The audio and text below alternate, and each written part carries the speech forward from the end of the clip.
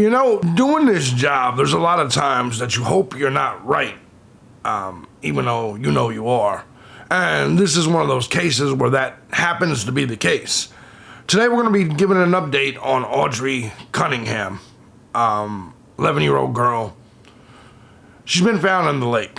I'm thejbgunner. This is Crime Time. Let's do it. Bring it back.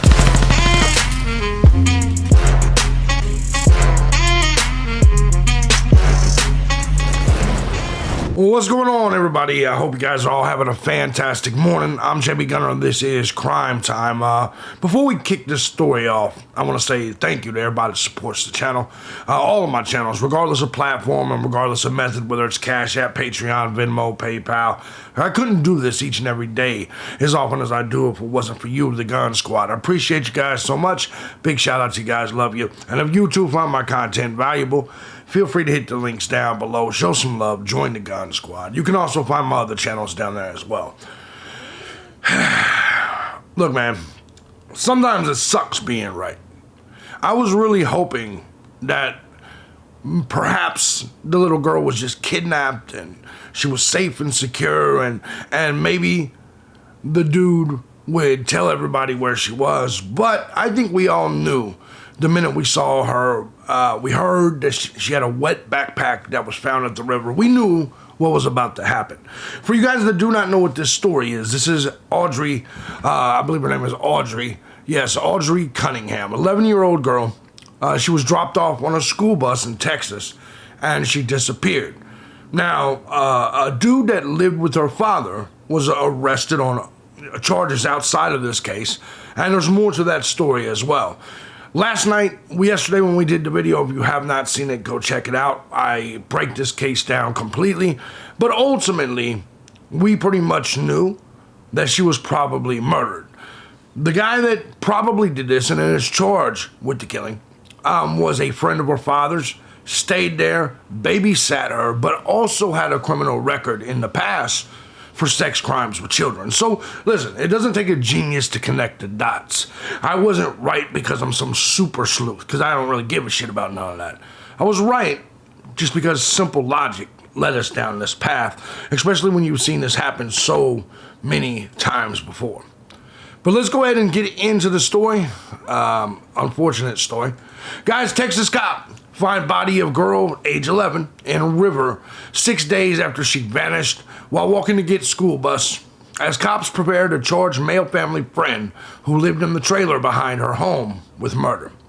The 6-day hunt for AUDRII Cunningham ended in tragedy on Tuesday. Her body was found in the Trinity River in Polk County, Texas. Murder charges are being prepped for a person of interest, Don Stephen McDougal, a complete sack of shit. Definitely. Hopefully we'll see prison justice when it comes to him. Hopefully he'll never even make it to prison. Hopefully it will happen in jail.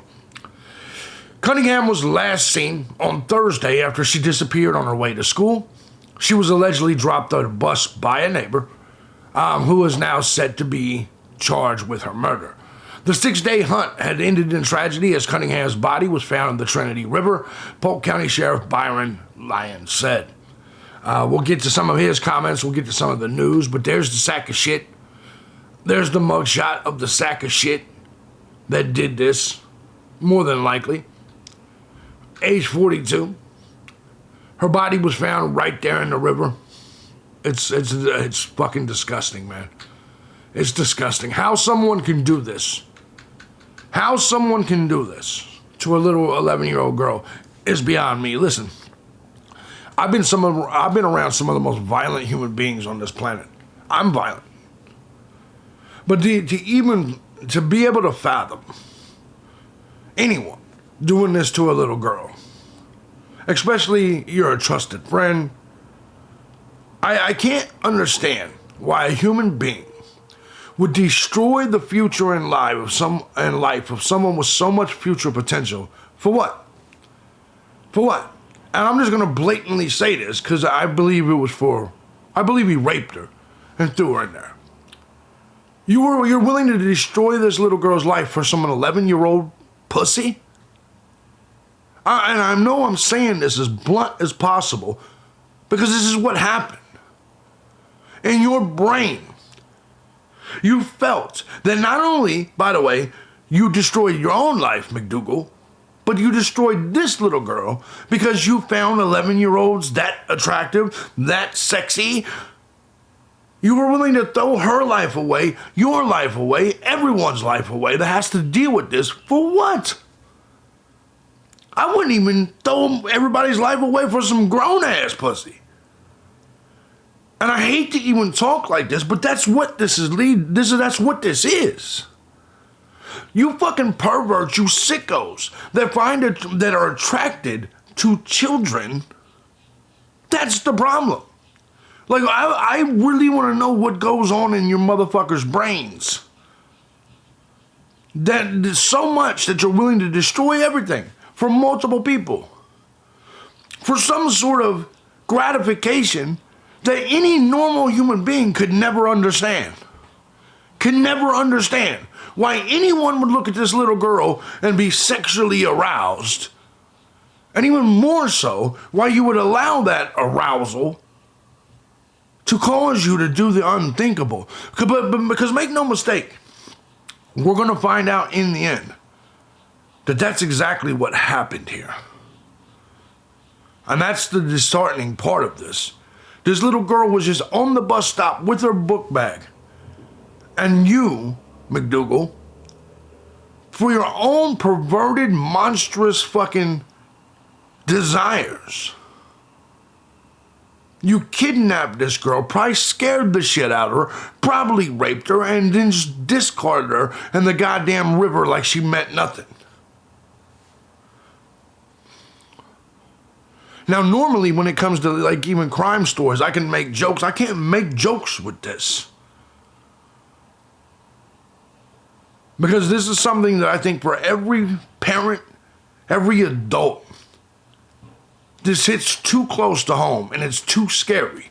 Because every single time, every parent sends their kids out to school or anywhere, this is exactly what they fear. Every single parent fears this.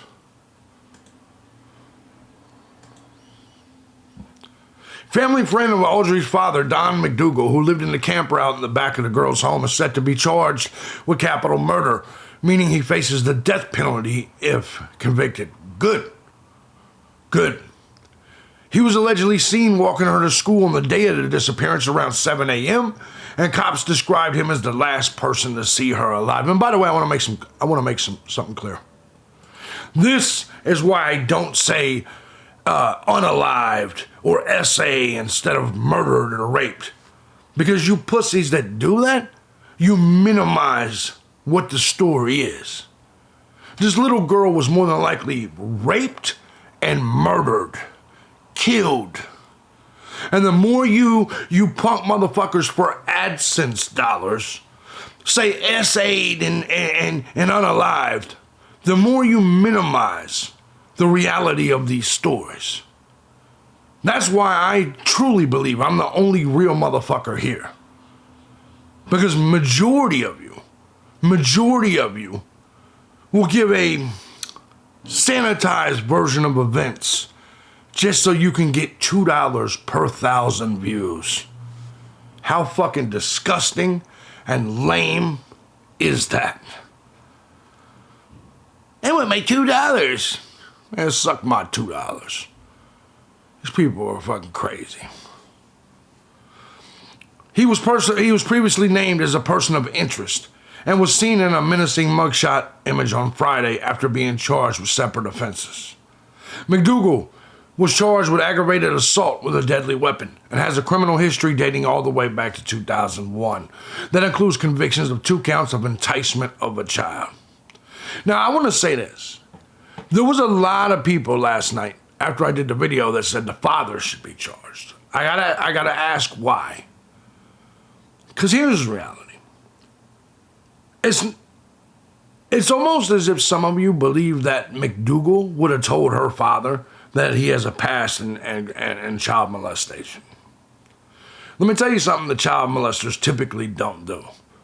They don't go around talking about their history of child molestation because they know that's the one thing that could get you killed by almost anybody. So this belief that the father knew about his past, that's not necessarily true. And not everybody runs background checks on their fucking friends. Do you see what I'm saying? So this assumption that dad had to have known that his friend was a child molester, I just don't believe it. And I think it's highly irresponsible and just flat out wrong to assume that he did. There's no reason to assume that he did. Because just trust me, even child molesters in jail and in prison, they hide their paperwork. They hide their paperwork. There's two people that hide their paperwork in jail and make sure no one can see it. Child molesters and snitches. Child molesters want to make sure you don't know, and snitches want to make sure that the jail or the block knows that they're not on other people's paperwork telling on them. Those are the two things that will get you offed in jail or prison. Being a chomo, a child molester, or a snitch. It's just the truth. Let's go ahead and get to the story. Discovered the body of 11-year-old Audrey, who has been missing for many, many days. AUDRII Cunningham. They said that apparently some cell phone evidence, they had tracked where his cell phone had been pinging and had checked all locations where his cell phone had pinged and on the day that Audrey disappeared, which led them to this location in the Trinity River near Highway 59, where he said they discovered her body. I want to go right now to correspondent Stephanie Haynes, News Nation's Stephanie Haynes, who's been there all day long. And Stephanie, you were actually in the area where they found Audrey's body. You said they suddenly shooed you all off and said this has become a crime scene. What did they tell you? Exactly, Elizabeth. It was very sudden, and as a reporter, that sometimes happens when you're reporting on these types of situations. You know, we were just gathering video by the river. This is where law enforcement had been staged for days, just with their trucks and boats ready to search that area. And so we had our cameras set up. All of a sudden, we had law enforcement officers say, "You got to get back. This is now a crime scene." They put up the tape, the yellow tape, around the whole bridge that goes over the river. And then I saw them put up the red critical incident tape just sort of over the railroad tracks where that also crossed the river right next to the overpass. And so that kind of was a worrisome sight to see that that critical incident tape was going up, Elizabeth. And what can you tell us about this man who's now been charged with this crime? Don Stephen McDougal. He was held as a person of interest. He was a friend of the father and apparently living in a trailer behind the family home. Complete yeah, sex absolutely shit. Right. You know, we just heard from the district attorney there saying that they are preparing that arrest warrant for capital murder for McDougal. You know, not his first time running with the law. We've looked at his criminal history just based on the state of Texas. Dozens of run-ins with police there. He had a former child enticement conviction from 2007. And yeah, he, according to the sheriff, was this family friend living on the property and seemingly had a good rapport with the family. It sounds to us like the sheriff said that this McDougal man, who is now a suspect, who's been a longtime person of interest, would even walk her to the bus stop and take her to school sometimes. So that is sort of what we know about his relationship. He's sitting in the jail right now on an unrelated charge. But again, they're preparing that capital murder warrant for him as we speak. Thanks so much for watching. Go to joinnn.com. So they're going to charge this man. Bodies found. I think what we're going to find out in the end is this sack of shit right here. Raped her and discarded her. I think that's the only possible action. And here's the truth, man. He's a drifter. I wouldn't be surprised if he confesses. They've got his car, they've got his vehicle on camera, his cell phone pings. It's a capital murder case. He's going to try to get out of the death penalty, which means I believe wholeheartedly he confesses in this case. They got him dead to rights, man. He's going to confess when it comes to this case. So maybe we'll get some details. And I have a strong feeling that once the details come out, we're all going to be sick to our stomach. You know, a lot of times I do this work, obviously both to, you know, because it's my job and I get paid to. But also, I like to make fun and have fun with a lot of these stories. I like to have fun with you people in the audience, talk about your cream filling and all that. But there's a real person behind here. JB Gunner is JB Gunner. John Collins is John Collins. And John Collins despises doing these types of stories because I realize how evil society in this world is. And sometimes doing these stories each and every day, it takes its toll on you. And stories like this, I think, can rattle everyone to their core. And it definitely does me. I don't like seeing shit like this. I don't like knowing that there's human beings walking around. We're not talking about somebody slaughtering 4 college students. We're talking about more than likely someone raping, kidnapping, and murdering an 11-year-old child. Nobody can make jokes or do anything with stories like that. All you can do is look at it and shake your head and say, God damn, society is fucked up. Let me know in the comment section what you think. I think this ended exactly how we all thought it was going to end. If you guys like what I do here and you find my content valuable, feel free to hit the links down below. Support the channel. I'm JB Gunner. This is Crime Time. I'll see you in the next video.